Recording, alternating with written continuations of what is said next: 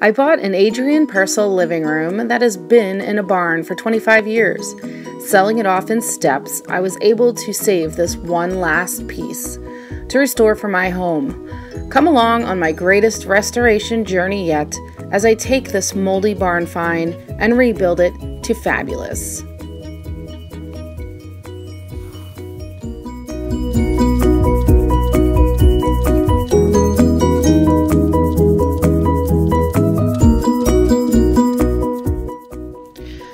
Now for the 2022 update of where are we with the couch. Flash forward to 2021, after 10 months of working full-time for the decennial census, I was able to save up a bunch of money and I decided it was time to restore the couch.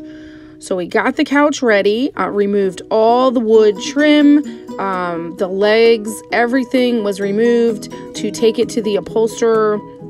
I borrowed my friend's truck and we loaded her up. She's very heavy.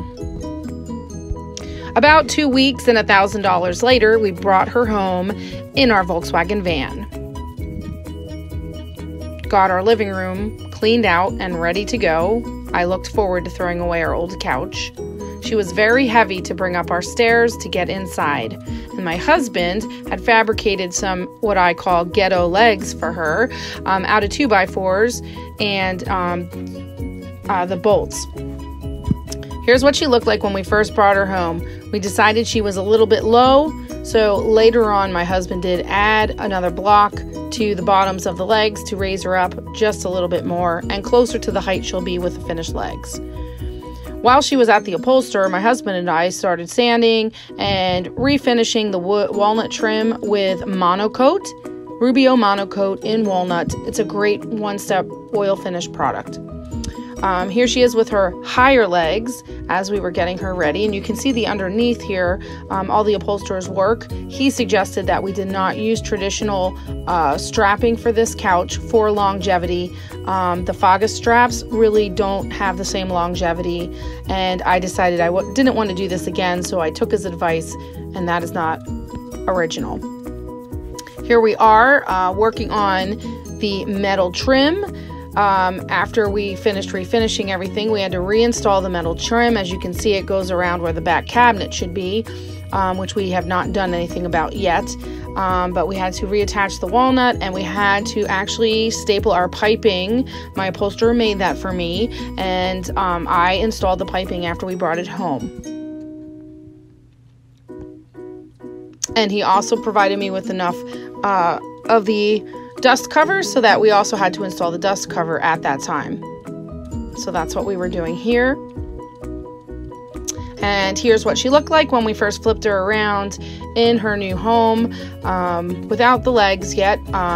Hoping to have those done in a week. I just heard from my friend and he's finally getting to the point where he's ready to make me the legs. So hopefully I will have finished pictures of this very shortly to show what she looks like now.